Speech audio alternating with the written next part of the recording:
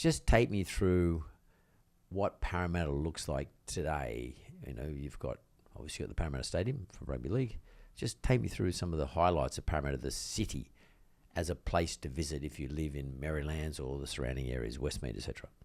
Yeah, well, basically, like you said, the restaurants, we've got just about, in the first we had the Greeks and the Italians and the Maltese. That was like the founding bricks, and then you had the Lebanese and the Arabic cultures.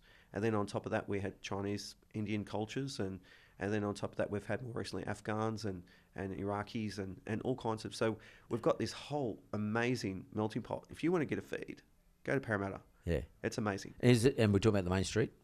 Main Street, but you can go to areas like if you go to Harris Park, the Indian famous people. for India. Unbelievable. Go and get your food, Indian food at Harris Park. It's the best. And it's funny, you should say, because I was invited by the mayor of Parramatta, I think 2 years ago, to go to help them out, sort of promote Diwali, which was only a couple of weeks ago. But I did this time last year. Oh my God, that part of Parramatta, Harris Park, that main road there just lit up. There was entertainment. There were people all dressed up in cool, Indian clothes.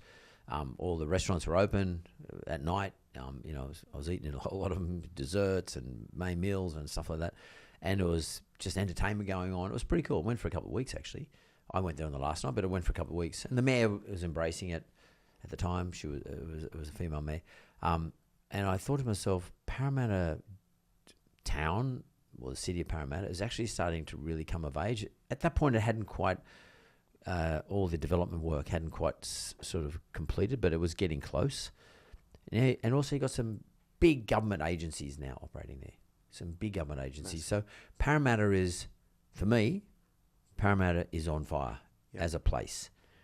And we've got a lot of hard-working people there, and they're culturally used to working long days, and then they party at night. So they have restaurants with their families and dinners, and normally big cultures. Like, you take the Lebanese, they've got a very centered, family-orientated world. And, when they celebrate at 10, 11 o'clock at night. And the Indians do too. They and go Indians late as well. Yeah. So, and I suppose then they stay close to one another because they've got this great family unit. So when they go to buy, they do the same thing. Yeah. They buy together. Yeah. And that's another thing we see a lot. That pushes the price up too. It does. It does. So tell me then, if you're a new buyer, a younger person, and you're wanting to get into the market, you can't afford to buy in the more expensive parts of Westmead or whatever. You can't afford to buy there. But you don't want to live too far away from your family. How far does the reach of your organisation go that you would suggest someone would buy their first property, and it might be just to rent out, not to live in, just to rent out. Sure. I mean, how far does your reach go? Like, where would you say? Would you say to them, Guildford, Granville? What would you say? I think Guildford's a great area. I think it's a bit underrated. You can still pick up something for $850s, $950s.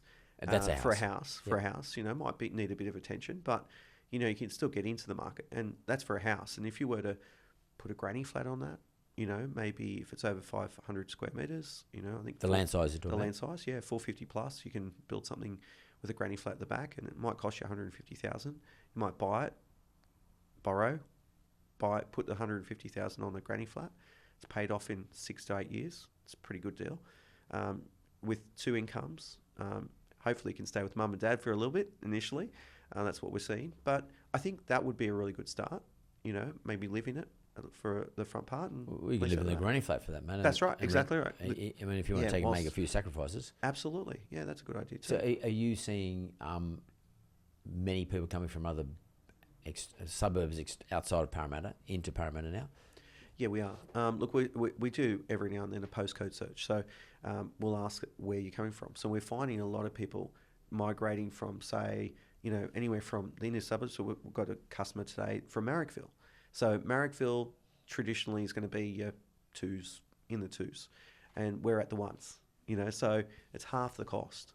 So if we're adding a lot of value, and as you said, you've got the hub there, and we're also finding that with police department headquarters and Sydney Water and CBA and the law courts, they've brought a lot of business or infrastructure there and also jobs to the area. So we're seeing people gravitating more to that. And obviously, the government's looked at to decentralise the Sydney CBD to make it more accessible for a lot of the staff. And, coming here this morning from that, if I was to come from Maryland's, it'd take me a good, by car, maybe 90 minutes, So whereas you could travel the other way, if you come from, say, Concord to Maryland's, it's 15 minutes. Going the other way from, say, Penrith towards Maryland's, maybe St Mary's, it's double that.